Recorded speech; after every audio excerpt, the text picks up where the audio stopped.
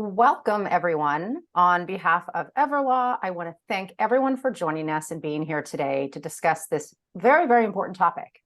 We are going to talk about really how to unlock efficiency in internal investigations, kind of going from crisis response to real confident decision making. As we know, internal investigations are at the front lines of crisis response for organizations, placing general counsel as well as others in the hot seat for rapid, high-stakes decisions. Efficient internal investigations, whether triggered by a data breach, a whistleblower complaint, a subpoena, or other factors, demand meticulous planning. Legal, HR, and compliance teams must define investigation goals, the scope, the business impact mitigation, external counsel involvement, and of course, potential public disclosure. The choices made by a general counsel at the outset wield considerable influence over the investigation's speed, its success, and its cost. So today, I'm going to go over the agenda very briefly. We have the privilege of two very distinguished experts who are going to bring unique perspectives to this webinar. I have a very accomplished forensic investigator with us who has extensive experience in the trenches of digital forensics, and of course, a seasoned law partner who is going to provide legal expertise, guiding organizations through complex investigations, and also talking about compliance and decision-making as well. So together, we're all going to have that comprehensive view, blending their respective skills and insights to shed light on best practices, challenges, and strategies. So, what are we going to talk about today specifically? So we are going to set the scene. We're really going to walk through what are some of these challenges that we're seeing. We are going to define problems that folks in this space are facing, whether from the law firm side, the general counsel side, from the forensic side. We're going to talk about all of those things. We're also going to talk about what a strong investigations team looks like. Who should you have? Oftentimes, it just depends. It's going to depend on the scope of the problem that you're dealing with and the issue that you're investigating. We're going to talk about data, and more data, and data collection, and how important this is when we're talking about investigations. And of course, we cannot have this conversation without talking about generative AI. And we're going to talk about some best practices, and then we're going to leave you with a few top takeaways. So before we get into this, let me introduce who our speakers are. So first of all, I'm Gina Jerba. I am an attorney. I am a senior content executive here at Everlaw, and I am your moderator for today. But let's go ahead and start with Steve Davis. Steve, you're the VP in Forensics and Investigations lead at Purpose Legal, but tell us more about you, what you do, who you are, and... Yeah, whenever I do these presentations, I always tell people I'm not an attorney. So unique out of this grouping, but my background as a former federal investigator was with the quasi-governmental organization, the Resolution Trust Corporation, back in the late 80s, early 90s, closing down financial institutions and S&Ls and doing investigations. So my background segued into forensics from really investigations originally. And now I have about 17 years of hands-on forensics. A lot of my experience came back in the days of we were looking at paper, and we didn't even have a lot of electronic devices or electronically stored information, ESI as we call it. But now I've segued and worked with practitioners like Brock doing investigations from kind of cradle to grave, collecting data, doing forensic investigations, and then mitigating or minimizing data so that humans can actually look at it. Wonderful, wonderful. Thank you so much. Brock Bosson, can you please tell us a little bit about yourself as well? Sure. Thanks, Gina, and thanks to Everlaw for organizing this event. I'm Brock Bosson. I'm a partner at Cahill, Gordon & Reindel, where I chair our corporate governance and compliance advisory practice. And my work focuses on internal investigations, enforcement actions, M&A due diligence on key compliance areas like anti-corruption, money laundering, sanctions, and reputational risk. And I also focus on helping companies enhance their compliance programs, often in parallel with an investigation or a post-acquisition integration process. I started my legal career as a lawyer in the U.S. Army JAG Corps, where I was a prosecutor in military courts and a special assistant U.S. attorney in civilian federal courts. And I conducted compliance assessments and develop compliance programs for certain types of operations from the ground in Iraq and Afghanistan. I've been at Cahill for nearly 12 years, where the investigations I handle are large and small, some that have a media component and are in parallel with a government investigation, and some are smaller internal investigations, discrete in both senses of the word. And that'll play, I think, into the discussion today, because there are different paths that can be taken in an investigation. It's not a one-size-fits-all approach. Excellent, excellent. Well, this is really exciting again to have the both of you to have your perspectives here. I think we're going to get a lot out of this today.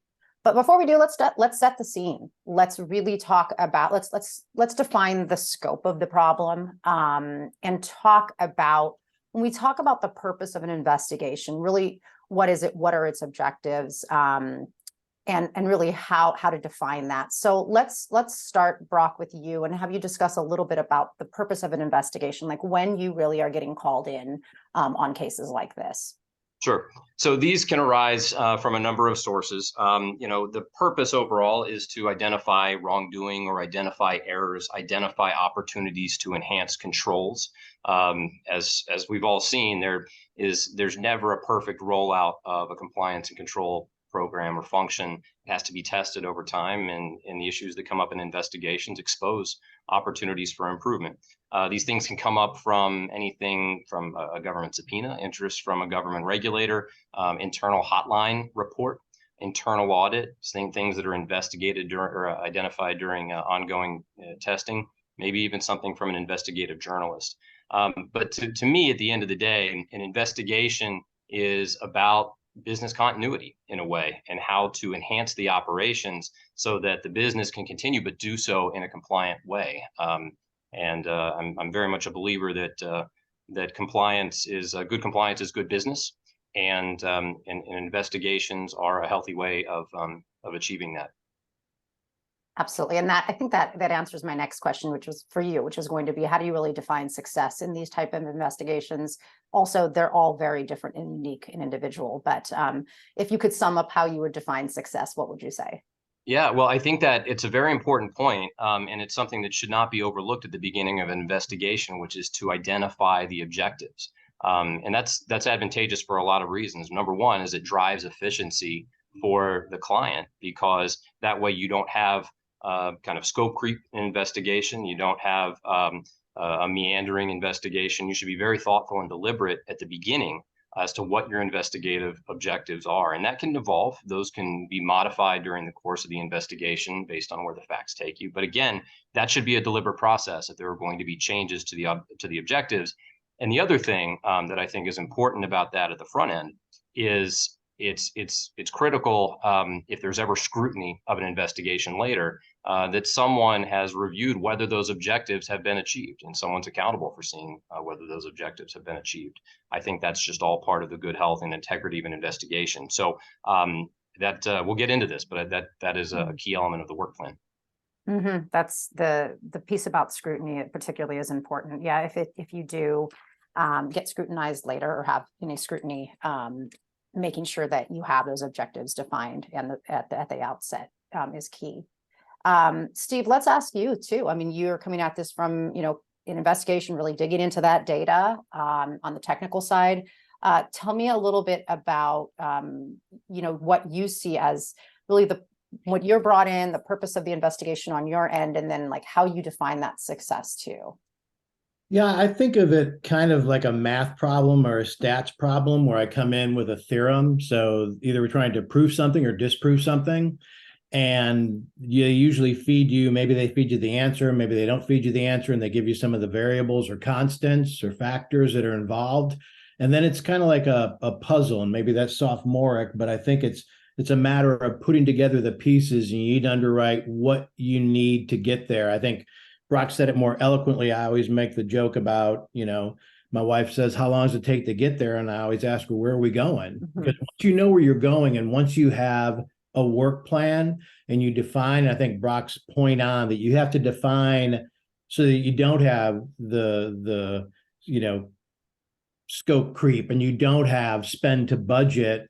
Instead, what you do is you try to put, guardrails around it, so you know what you're trying to achieve, and you're thoughtful within the confines of getting an answer, but also getting an answer in a reasonable period of time and using means that are acceptable and defensible from a forensic standpoint. Yeah, and when you're talking about scope creep too, it's like, with the information that you have at the time of the investigation's commencement, I think that's where, it can expand later as you're learning more, of course, and I'm sure you've both had that happen, but defining it to the best of your ability at the beginning is, I think, key there. Well, let's go again also talk more about the problem and the scope and some really real early decisions. When you're first brought in general, how do you approach things? Like, what are some of the key decisions that first need to be made at the beginning? And Steve, maybe this time we'll start with you and have you talk about, when you're brought in by an organization, what are you tackling first? What are you looking at first? Yeah, I try to frame the conversation. I always use the analogy of kind of a three-legged stool. So I try to frame it, first of all, are we talking about 10 years, 100 years? Are we talking about 3 months? Like, how long is the time frame that we're interested in? Because that will impact the people that may have been involved, or maybe custodial individuals, maybe people of interest, maybe people, ex-employees and the like, that we may or may not have access to their information. So number one is time. That'll help then also dictate who are those custodians, who are people that we may want to either interview or get access to information that they have. And the way they have information is usually twofold. One would be physical devices like a phone or a computer they use or a repository they tap into. And the second would be data sources, things like Microsoft 365 or Google Workspace or Confluence or Jira or Slack or WeChat or Viber, and all those flavors of communication and collaboration platforms. So if you know time and you know custodians, and then you know what data sources or devices are involved, I think that puts that guardrail or puts the fence around what you're going to have to achieve. Yeah, and same question for you, Brock, too. I mean, I think you would probably agree with most of what Steve's saying there. Sure. Yeah, of course. I think it's critical at the outset of an investigation to be as efficient as possible. The clients want the investigation to move forward quickly. If the government's involved, they want the investigation to move forward quickly. And so I often try to get as much information as possible, as quickly as possible. And that also can help inform the work plan, the sequence of collection, how you're going to go about your core fact finding. And so to unpack that a bit, I think it's important to listen to your client, hear what the client has to say. Certain business operators, to the extent that you can speak with them while maintaining the integrity of the investigation, develop some initial theories, identify who is talking to who. We may get into this later, but I think that's an area where AI could potentially provide some benefit as you look at initial data sets and you link who is speaking to who in emails and so forth. That gives you an early idea of who you may want to be talking to. And so in terms of early decisions, who are my initial interviews? What are the initial document review? What's that going to look like? Something that we often undertake is initial scoping interviews, initial document review, where we get like the most keywords, the ones that we think are going to be the highest value, and run some very early searches to see if we can get some direction on an investigation. And from there, in terms of early decisions, the sequencing of review, how you're going to go about collecting that information, which can be quite sensitive, and how you do it. And as we'll get into as well, in addition to scoping being your friend and driving efficiency, it's also important to memorialize everything that you're doing in this process. Mm-hmm. Absolutely.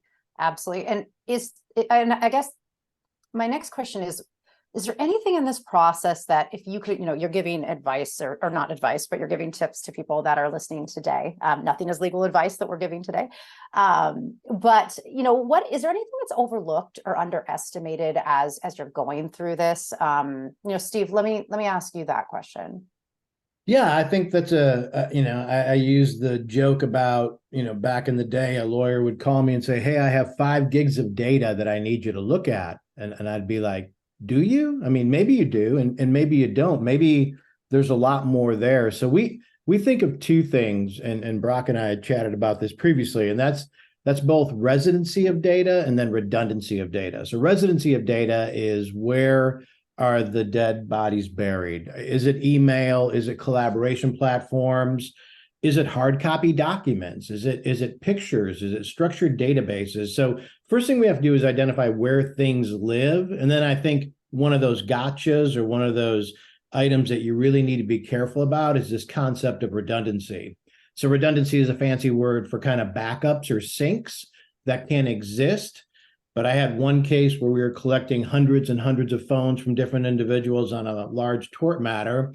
And one of the people called me and said, hey, my phone flew into the pool last night, so I don't have it anymore. And I was like, okay, I get it. And things like that happen. But do you ever sync, your phone to either the iCloud or back it up to your computer? So when you go work out, you have music. He's, oh yeah, do that all the time. I said, great. So we were able to, I'm not sure he wanted to answer that way, but we were able to then identify a secondary or tertiary location where data may live. So this concept of redundancy, and we're going to talk about some issues later, like ephemeral texting. The concept of redundancy sometimes takes a snapshot, like a balance sheet snapshot in time, that allows you to get to evidence that otherwise wouldn't exist. So I think that's a very important concept.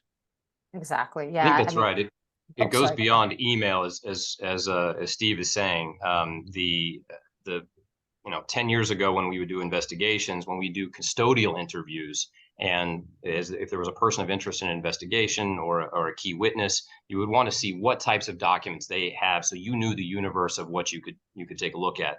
And in those days, we would ask, well, do you have any hard copy documents at home? Do you have any, do you keep any in your car? And now the questions are more like, what messaging apps do you use? Do you ever use chat over any video conferencing platforms? Do you have the cloud backup, like Steve said? And I think, now there's a lot more creativity involved in identifying all the sources of data that are out there. Yeah, absolutely. And, data is, like I think Steve said a moment ago, data isn't necessarily lost because a phone falls in a pool. Like, there are multiple places it could be. So that complicates in some ways the investigation more. But I think, again, with years of experience between the two of you, it's something that you would recognize pretty quickly, I think. Yeah, and I would just jump and piggyback onto that to say that two other concepts. One is Brock's right. The data becomes more elusive, right? This is harder to capture the little mouse that's running around and put the cup over it, because now we're not exactly sure. It's not, de facto that we're going to go to get email necessarily. And if it is email, maybe it's a different flavor of email, and maybe it's personal email, not corporate email anymore. So that's a very important thing.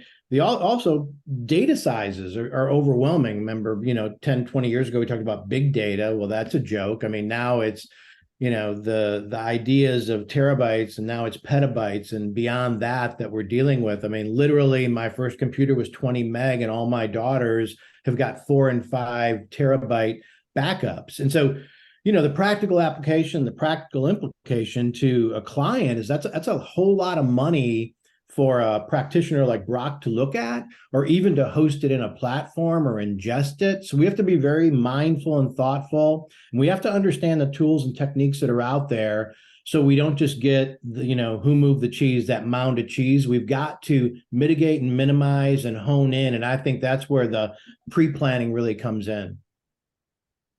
Yep. Anything else, Brock, that you wanted to add on to Steve's point? I think, this is a point as well where there's a bit of the art of the investigation, because when you identify potentially relevant sources that might be on someone's personal phone or on their personal computer, there's growing expectations and sometimes shifting policy on what the government expects the company to collect, or what the restrictions are on use of personal devices related to company business. But all those things need to be considered in an investigation. And what you can often run into is where an executive, a manager, someone who's relevant to the investigation says, you can look at my text messages or look at certain text messages. You can't look at my photos. You can't look at this part of data. I never use this app for work purposes. And sometimes you have to navigate that. Sometimes you have to be practical, and you don't want to make perfect the enemy of the effective.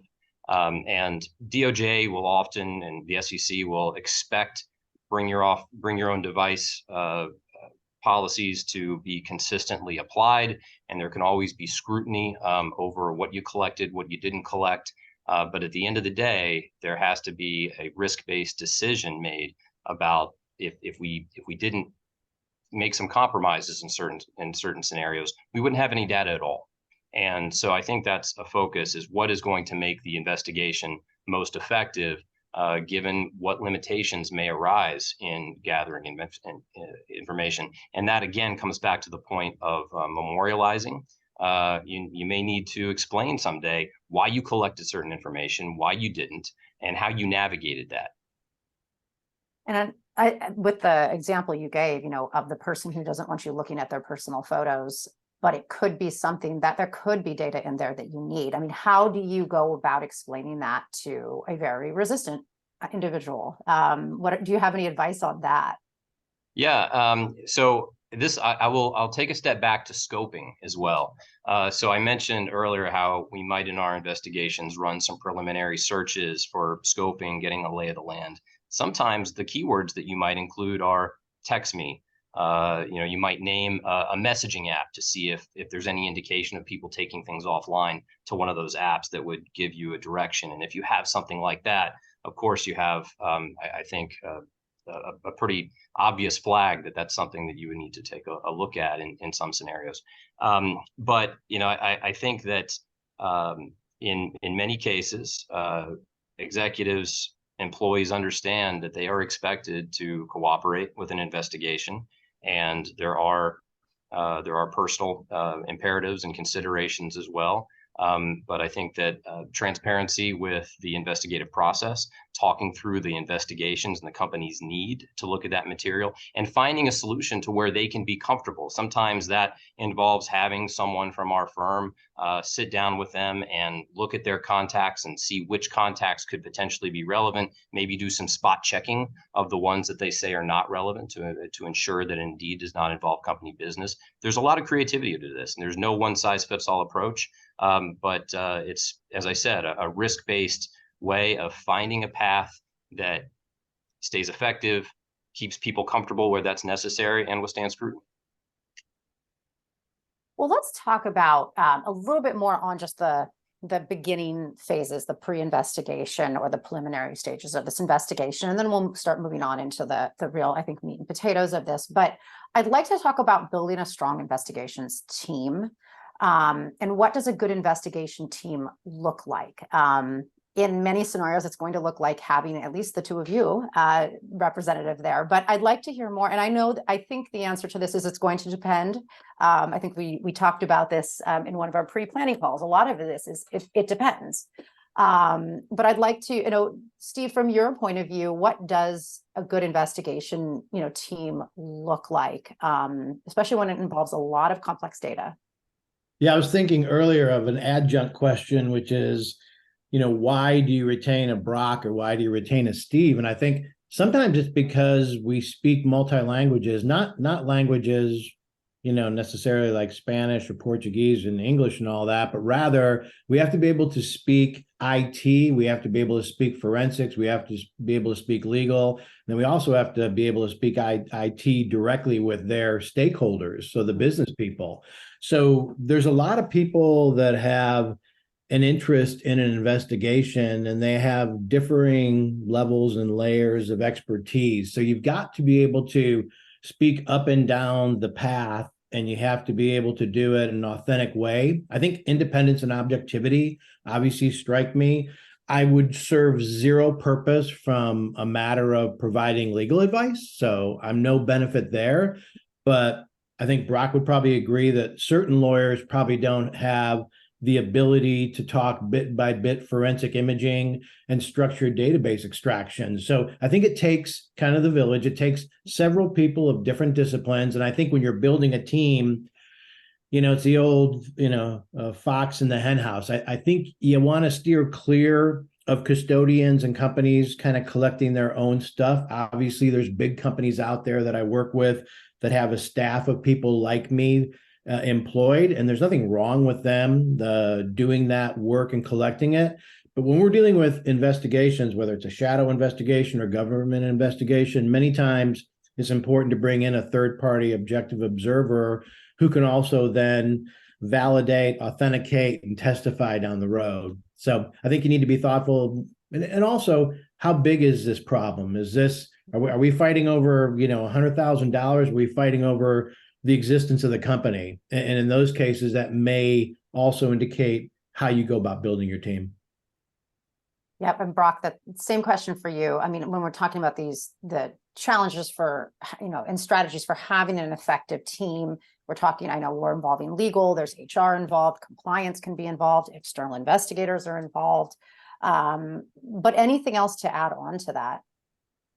Yeah, so a few layers, as you just pointed out. So maybe first, when to involve outside counsel. I think that it's something that should be strongly considered whenever there is alleged senior management involvement in the alleged misconduct as an initial matter. If there's any potential criminal liability or significant civil liability or significant reputational risk to the company, these are all things that I think warrant consideration of outside counsel, in partial measure to reinforce the privilege that would be put in place around the investigation to follow. When you think about technical advisors as well, I think once it's known that there's going to be any kind of significant document review, if there's document review that is going to go beyond emails on the company's servers, or if there's going to be media of various data types, I think it's helpful to bring in someone like Steve at that point as well. There are plenty of investigations out there that you can get to the bottom of them by looking at a few emails and talking to a few people. Those are different situations, but where you think you need to quickly collect someone's phone and send someone like Steve to their house and image it right there, or if you're dealing with, you're going to be dealing with extraction of data from video conferencing platforms or messaging apps, that's when it's important to get someone on the technical side involved early. And I think you touched on a really important point, Gina, about a kind of a multidisciplinary team. And this has to be navigated on a case-by-case basis. But if there is a media component, you may need to involve your government affairs, your PR team. If there is some sort of fallout or impact with your employees, you may need to get HR involved, and that's something that just has to be worked out as the investigation runs its course. And something that I would be remiss if I didn't touch on, is I think it's very important to the extent you can, is to implement compliance enhancements parallel with the investigation. Sometimes investigations take some time, and it's certainly preferable to close any gaps you identify during the course of the investigation, rather than waiting till the very end. And I think going back to something you said earlier, documenting. So if there is a compliance gap, like making sure this is all getting documented, everything is there for review, if need be, if you need to refer to it later. Exactly. Yeah. And if there is scrutiny, not just on the investigation, but on the company later, I think it makes for a very good record to say, look, we immediately implemented these compliance enhancements and we tested them in this fashion. It shows a great tone from the top and the company's commitment. Right. And the good faith of the company in trying to remediate. Well, let's talk about, we're calling it data collection snafus, but data collection is such a big part of this, as we've been talking about it for the last couple of minutes here. I want to talk about just like preserving data and ensuring that chain of custody, which is extremely important. What are some common missteps you've seen at this critical stage around handling digital evidence and talking about some best practices? So Steve, let's start with you. Yeah, one of the CLEs I've taught on the last few years is called The Dangers of Do-It-Yourself Collections. And once again, it's not that people are inherently evil or bad. It's just that sometimes they don't have the tools and techniques or the bandwidth or the ability to do the collections in a forensically defensible manner. And sometimes what we say is trample on the evidence, a fancy word is spoliation, on the evidence they have. So either cherry picking, going in and moving things like, hey, I'll move all these pictures from this location to that location and send them over to Brock. Well, the problem is by doing that, depending on how you do that, may or may not modify the metadata, which is the data about the data that forensic experts argue about and lawyers rely on sometimes.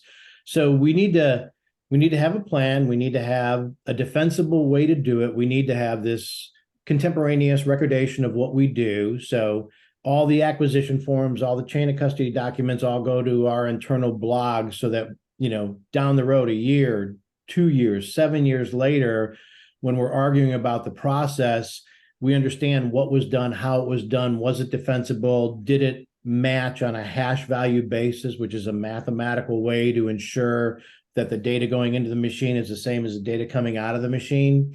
So there's just tried and true industry standard ways to go about collecting things. Forensics means from Latin to bring evidence or data to the forum. It's what neighbors did back in the day, is they bring the data, and that's what we do. People laugh sometimes that I'm a private investigator. Like, why? When I was coaching soccer, my kids would be like, Coach Steve, you have a gun? I was like, no, I don't have a gun.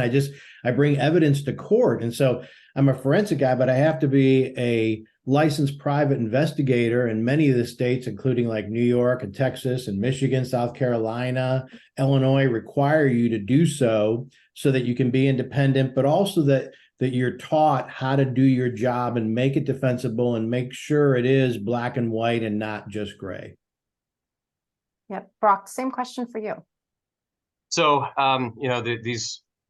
you ask questions like this, and war stories come to mind of what the exact snafus were. But I do think there are lessons that can be drawn from a lot of things. And so, Steve had a line that he used, the dangers of DIY collection, and I think that resonates. There have been certain instances, especially as the volume, the volume, the capacity of the collections grows. This can be a time-consuming process sometimes, and the custodian needs to be prepared for that. You can have instances where you're gathering large amounts of data. It times out somewhere in the middle. You have to start over. There have been instances that you need to look out for where certain folders will be taken, but there could be gaps, inadvertent gaps in the information that was collected. And so I think one thing I would throw out there is the importance of QC, quality checks, on the data that's been collected. There have been instances where folks that I'm working with here at Cahill will perform spot checks on the data that has been collected and identify, hey, we are missing 2 months in 2017, or we're missing this custodian where we thought we had it. And so I think that's important as part of the process as you go about the investigation, because you want to recognize those things as early as possible. And sometimes there's a ghost in the machine sometimes to where those things just happen, and you have to look around corners and see where they may pop up. And how much of this, though, can you rely on IT and really, I mean, I guess you're gonna, I think you said this earlier, Steve, it's like being able to communicate with IT about very technical issues. What are your thoughts on that, Steve? Yeah, I mean, IT obviously very good at what they do, but their jobs are usually the continuity. They're usually business operation continuity. They keep things working. They issue new computers. They're brilliant people, but they're not necessarily forensic people. So doing a snapshot collection of information and then normalizing it or parsing it and making it, putting it in a manner where you can get into an e-discovery platform that then practitioners are going to review is a whole different skill set. And sometimes it's a huge burden when they're trying to keep their day job and keep things running in these multinational corporations. Then we run in and ask them to do a bunch of stuff that's hair on fire 911 because that's what we're up against. And it's kind of difficult for them. I find that when we are sensitive to what they do day in and day out, and we communicate with them and not at them, that they're much more likely to cooperate with you. And that's where collaboration, that's my whole life. I mean, I'm not very smart, but I'm really good at getting along with people. So, when you're working on a project, you need to collaborate and you need to be sensitive to how people feel. They feel exactly how they feel that day. And you've got to break down the barriers so that we can collectively achieve our goals. So working with IT is paying the requisite, respect to them, but also, offering to help them in any way you can to provide services, tools, and techniques that maybe they don't have.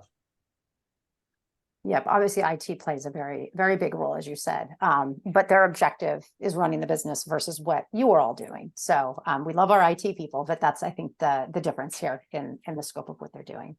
Another question about this, and I think we talked about it a little bit earlier, but the privacy issue and privacy concerns. Brock, we had the example of the person who was worried about their photographs, right, and didn't want those, to be reviewed. But what are some privacy concerns that have come up outside of just the photograph piece? And then how do you ensure your clients that their privacy will be taken into consideration? Brock, we'll start with you, and then we'll go to Steve. Yeah, it's often on a case-by-case approach with individual custodians. If someone is pushing back on a collection, and you've always got in your mind that this investigation needs to be defensible and withstand scrutiny. And so I think this is one of the areas in investigations where creativity comes the most into play. So you asked where this has come up besides photos. It's come up with texts. Someone will say, I'm fine with you looking at my texts for people with work, but not my spouse. I don't use this messaging app for work. Trust me on that. And then just, don't worry about that one. And, as you think about how do we make this a defensible investigation, you have to put some checks in place wherever you can to make sure you're reviewing the right data. So, for example, you identify all of the contacts. And giving a hypothetical, identify all the contacts who are work-related or could be work-related, make sure you pull all of those, and then do some spot checks on the remainder. And in my experience, people are usually more comfortable with spot checks. And you can identify the messages with someone's spouse pretty easily, and if it's appropriate, you can avoid those. Same sort of spot checking with certain messaging apps, if you can do it. But I'm really kind of speaking in generalities, but this has to take all of the considerations into account in the exact scenario. But as I said before, the main objective here is what is going to be the most effective to make sure you get the information you need for the investigation. Yep, and Steve too. I'm sure you've dealt with this with clients. How do you navigate?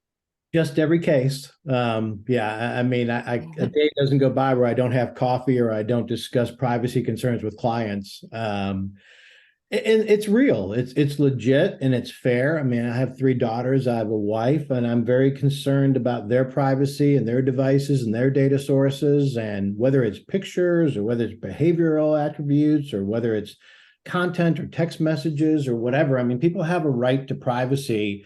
And there's always that concern about big brother. So I think that we need to, as Brock said, be very sensitive to it. And this is where, when it's a dispute and you have a meet and confer or agreed upon protocol, sometimes you can battle through that to get to an answer. When it's an investigation, though, then it's a lot of bedside manner. I mean, you need to describe to people that we are doing things that is not going to allow for a man-in-the-middle attack. So everything we can do that's more scientific, everything that we can do that puts it into a black box and then comes up with, I always call it rules. Like, I get that someone doesn't want to hand me their phone and let me look at all their stuff. Rest assured, I don't have time for that. So I'm not going to be looking at anything because I'm so busy going to the next project. So instead, if we can explain to them scientifically how we go about getting a bit by bit image or a full extraction, putting it into a secure area that's air gap, not touching the internet, so no one can hack into it and grab it. And then we only, whatever Brock tells me he wants to search for, those search terms, those are the only things I'm looking for. And then I'll take that data, and sometimes we'll even allow the custodian then to review it before Brock gets it back in front of him to look at. So there are ways to skin that proverbial cat and handle it, but I think you need to be aware technologically of how to do that. And then I think you need to be sensitive to people's concerns because they're real and they're not unfair. Absolutely. And like you said, communicating those what preservation techniques you're putting in, or what data privacy, like you said, a black box, like communicating that, I think, and also I think validating the concerns of the person who is asking about it. So Those are all really, really great points. And also trying to explain the technical piece as best you can to somebody who's not technical as well. A question I do have, and Brock, I think this one will go to you, is about preservation notices. When we think about data and wanting to make sure that data is preserved, what is a preservation notice and how important is that in an internal investigation? So I think it's one of the first steps that you need to consider in an investigation. A preservation notice is a notice to all the individuals in the company who could have relevant data that they need to not delete anything. I also think it's very important simultaneously to take whatever IT steps you can take on the back end to make sure there's no automatic deletion of data. If you have employees who leave during the course of the investigation, you want to make sure that the company has a process so that when that person turns in their laptop, it's just not deleted as can be just protocol for a lot of companies. So I think that those preservation steps should be in place. But as I said before, what we're always looking at is what is most productive, what is going to be effective in getting to the bottom of the investigation and reaching your objectives. And something you have to consider in certain circumstances is to the extent to which a preservation notice could alarm some people. And given where a particular company is located, maybe it's very far from the flagpole on the other side of the world, and maybe they're not as used to notices such as this, and it could actually precipitate people getting rid of data. And so you certainly don't want that. So you have to think about that, and you have to apply that balance as to whatever is going to ensure that the data is preserved to the extent it can be. Well, from a strategic standpoint, though, as you're saying, if there's a possibility that, let's say, this is a global company and the data that you're needing is not located where you are, and there's a concern that it could be deleted. I mean, would this be a scenario where you would alert Steve would ensure that the data is being collected on the back end and then send the preservation notice out? Like, that's just wondering if strategically that would be something that could work. That could work. I think whatever you can collect from the back end as quickly as possible, that's always a great strategic step. The other thing too is to have someone like Steve come in and they're on site, just start collecting laptops. Obviously that can create some disruption. And you got to think about whether that's warranted and what the second order effects could be. But that's something that may be appropriate in certain circumstances, is to just start collecting devices. Something else to consider there is, will that spread the alarm? Is that the most productive thing to do? That's also a challenge with decentralized workforces since the pandemic. It can be hard for a person like Steve to descend on a place and do a quick collection if people are in different locations. But yes, you're exactly right, Gina. As an initial step, going back to the very beginning of this conversation of sequencing, I think it's helpful to know at the very beginning what is available on the back end and what isn't.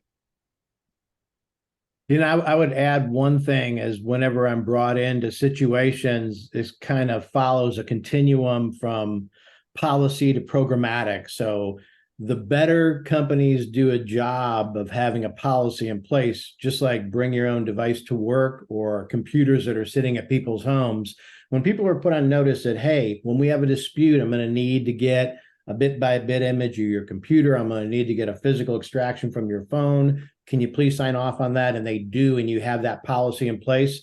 Makes Steve's life way easier later, that we're not coming in covertly or SWAT team to do things. When you get into this programmatic, you get into legal hold. And when you're working on large installations like M365, it's pretty darn easy to get to email and get to SharePoint and OneDrive and Teams messages. The old days when we went out with Pelican cases, and 20 years ago, planes, trains, and automobiles, and we had to go and sit there and watch asphalt dry or watch a computer image, it might take you a whole day to get a single artifact. Now, the beauty of it, even though people are disparate and they're remote and everything, is now there's remote technology. So we can land data, targeted or full images behind the firewall by streaming it, or we can send out like remote kits to people and collect the data. Once again, communication, agreement, policy, if you have those things in place, makes all this way easier. One thing I'll add to that is Sure. about the understanding the factual landscape and whether whatever it is that you're investigating could be ongoing, and knowing how when the investigation starts, you may have technical capabilities to be recording on an ongoing basis. So, for example, maybe if the company is based in New York, it's no problem to log the relevant people's emails in real time and make sure that there's nothing that can possibly be deleted. But for the subsidiary in India, there are a lot more technical hoops to jump through to make sure that you can do that. And so I think that goes back to the collaboration of speaking with the IT teams in various locations to maximize what you can get from the back end, maximize what you can, sometimes we call it journaling in real time going forward, so that you can have additional peace of mind that nothing is being deleted. These are such great tips, and I think it goes right into the next section that I wanted to talk about, which is conquering diverse data formats and devices, where we've been talking about pretty much this entire time. But let's really drill down into like the intersection of e-discovery and internal investigations. And when you think about what are the things keeping you up at night when it comes to data, Steve, you mentioned a few things, whether we're talking about Microsoft Teams, but what are some of the things that are keeping you up around data types, diverse data types, and, talking even about, I think about using messenger apps like Signal, WhatsApp, anything like that. Can you touch upon that a little bit? Sure. So I think the first thing is when people think of a phone, they think of a computer, and they're not the same. A computer has an operating system with loose files on it. And although there's an operating system on phones, it's a structured database. So think SAP or Oracle or SQL. It's usually a SQLite database. And so there's data that we have to extract out. When you hold it up and look at it, it looks like there's a document in front of you on that phone, but the reality is it may be in a table or a database that we have to get data out of. The other thing is whether it's an iPhone, iOS technology, or Android, there may or may not be the ability to collect certain classes of data or the totality of the data because of encryption. So you say, what keeps me up? Encryption's one, self-regulated encryption, then corporate encryption, and sometimes encryption by service providers. So in the Apple database, there's certain of these messaging platforms that are in the encrypted part of the data that we can't get to. So it does matter whether we're talking about Viber or whether we're talking about WeChat or WhatsApp or Discord or Telegram or whatever flavor of communication or collaboration we're dealing with. When people say to me, can you get to it? I always say my latest CLE, which is, it depends. And I used to hate that answer when I first heard it and I was growing up in the business because I thought it should be very black and white, very scientific. But the reality is you need to understand that two different phone platforms and then a whole series of different communication platforms have differing abilities. Literally, we had a case with WhatsApp where we collected it and we found out like a year into the case that even though one of the biggest forensic companies in America had told us, sure, we can do this. We use a QR code. You can go ahead and collect the data, go to the browser. We did it. We gave it to the attorney and they're like, hey, this only has a year back. So we went back to the company and we're like, hey, what happened here? We only got a year worth of data. And they said, oh, yeah, well, that's a caveat that you only get a year. I said, well, you need to tell people that because it's kind of important when you're collecting things. So it's when people ask me, like, can you get stuff off a phone? Can you get things out of a messaging platform? How does ephemeral data work? It depends. You really need to understand the nuances of it. And how are you using technology to increase the speed, security, accuracy of results at key stages in the investigations process? Boy, we have more arrows in our quiver. We have hundreds of either homegrown and off-the-shelf tools that we use, scripting, parsing, DevOps, plus everything under the sun you can buy. Because frankly, you don't know if it's going to take a sledgehammer or a tweezer. So you need to bring a lot of tools. You think about the plumber coming to the house and every single time they have all the joints and all the pieces you need. I mean, it's amazing, but we need to be the same way in forensics. And it's why when people in the IT side, they're like, oh, we can do it. And maybe they can in a lot of cases, but I'll bet you dollars to donuts that there's certain matters where it's that 17th or 183rd tool that we use that is the necessary one, because data is so different. And every day that goes by, it's more privatized. And then people change securities and they change APIs and connectors. And what we can collect today may not be what we can collect tomorrow. I've seen it happen numerous times where we're downloading LinkedIn or Facebook or Instagram, and all of a sudden the next day it's disabled by the owners of the company. Well, and I think that that actually does speak a segue again into something else. And this is about handling ephemeral data and mobile data. Brock, I'd like to talk to you about that. When we're talking about ephemeral apps, can you talk a little bit about what that means? Sure. So these are messaging apps that are set for the content to disappear and be basically totally unrecoverable after a certain amount of time. So what Steve basically was saying. Sorry to interrupt, but yeah, kind of what Steve was saying, right? Exactly. Yeah.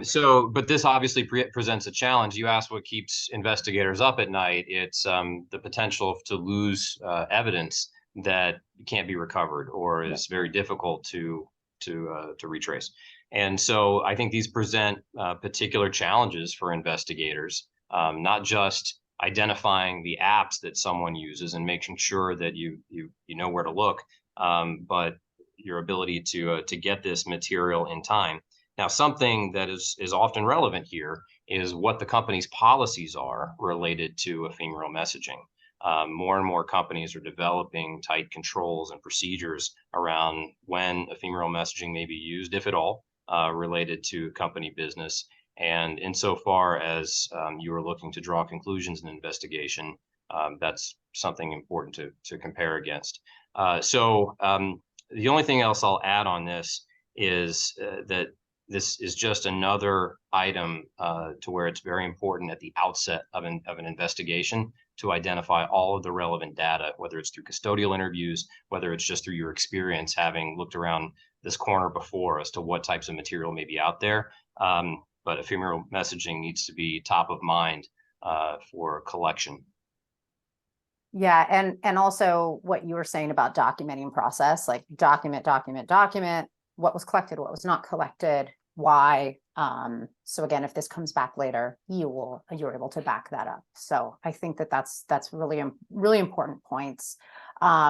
Steve, when you're thinking about these messages that are designed to disappear, what is it?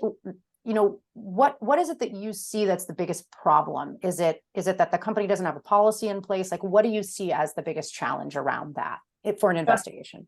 I think Brock hit it. Is that what is the policy? I was at a conference last year. I spoke at a National E-Discovery conference where there were 4 judges there, and they had a judges panel. They talked about this notion of ephemeral data or transient data. And basically they said the utilization of it by custodians inherently, I don't want to say made them guilty, but, basically the onus was on them, the fact that they chose to use those. Interestingly enough, I have Signal on my phone because I had clients that wanted to use Signal. I didn't even know what it was. So I installed it and I used it. And if you go back to my phone today, and I did this the other day and looked at it, all my messaging is there. So it's not necessarily, it's a setting issue is really what it is. It's these allow you, it's not Mission Impossible where it blows up in your hands when he gets done reading the message. It's really that it's a setting that allows you to make it transient, much like Snapchat with pictures when kids started using it, was the idea that it disappeared within a few seconds, but then anti-forensics came in and people were taking screenshots of everything that people were posting. And so they were retaining it. In the same way, you can retain Signal or Telegram or Viber or WeChat or whatever by taking screenshots of it and or taking syncs or backups of data. So these are really settings that allow people to keep a very short leash on data. And I think then it gets to what is policy like from a corporation standpoint. I think it'd be really bad policy to have everyone on a leash of 15 minutes or 30 minutes of communications. I don't think that would ever be appropriate. So then it's a matter of when it's BYOD and you're bringing your own device to work, what's acceptable. The more you can make these decisions up front, the more you can create policies that people live by, the easier it is to herd the cats later when you're trying to collect data. Absolutely. And we have about that's my timer. We have about 5 minutes left. And I would like to spend those 5 minutes talking about generative AI. And really, it's the buzzword of the buzz phrase, I think, of the time we are in. We have some statistics here that, up on the screen, talking about 72% of legal professionals who say the industry is not ready for the impacts of generative AI. 40% of legal professionals say they are already using or planning to use such tools. So interesting statistic from our EverLaw Innovation Report. How are you seeing AI being used here in investigations? Is there a place for it in investigations? Brock, let's start with you. Or have you been using it, or do you see a place for it? I do see potential. I think that the potential really can come out in the scoping phase. So as I mentioned before, it's, I think, very important to get your arms as much around the facts as possible early on. And so insofar as there are AI programs that could summarize a large batch of documents or documents between certain custodians to start developing a narrative from which you can then start developing some investigative theories, I think that's important. We've also had assignments here where we have, you'll have attorneys look at various important emails. You see who's talking to who. You kind of draw those charts of of connecting the dots. I see potential for AI to do that much more quickly. I also see potential for AI to, instead of maybe the predictive coding model that requires human review first, AI may be able to, again, summarize some of those documents that hit on what are going to be the most important keys early on. And so I think that there is still a ways to go in terms of insight, analysis, and so forth from AI. But I do think there's tremendous potential for it to be a time saver. Yeah, for you and for the client too. Absolutely. Yes, it very, very much driving efficiency and cost effectiveness for the client. Yep. And I would say that the biggest thing I can see is really that review. When you get to the managed review, you get the hosting of terabytes of data.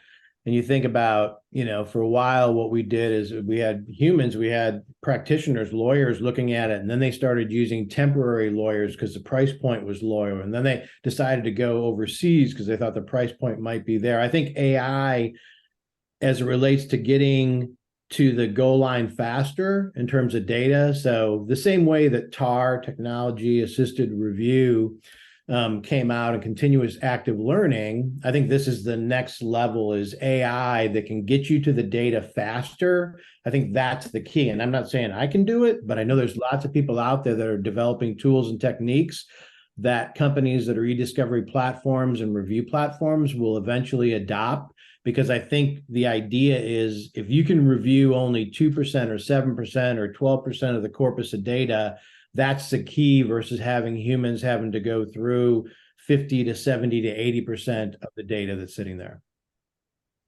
Absolutely. And when we think about that number that I mentioned, the stat earlier, that 72% of legal professionals are just not prepared for the impact of generative AI. I mean, 5 years from now, that number will likely be different. What do you think in-house teams can do to be prepared for this 5 years down the road? Brock, any insights on that? Yeah, I think that in-house teams, as they become familiar with the capabilities of generative AI, they will make that part of the dialogue when they select their outside counsel and they talk through the work plan and say, you talked about the importance of achieving this quickly. How can we use technology tools to do that? And making that part of the discussion, I think, is a very fair question. All right. Well, we're getting to the end, but I'd like to leave our audience with a few takeaways. So, Steve, what would you like the audience to remember from this webinar?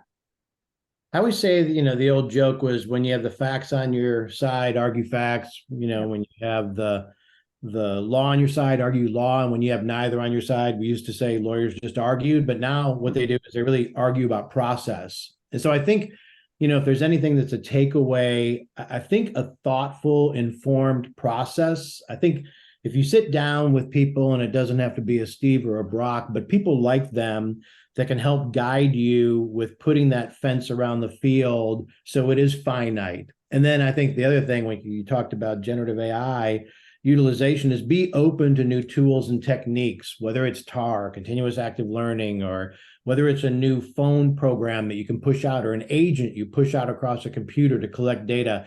There's lots of things out there. I think being open, adaptable, and then understanding that it is not necessarily what it appears sometimes in terms of what we're up against. We really don't know until we dig into it. And then we have to make informed decisions. So I find conversations, like I said the other day when we chatted, that I usually learn as much as I give to anybody. I take away more. And so it's interesting to hear other professionals' perspectives on things. And I think that collaboration notion is kind of the key to any type of successful investigation.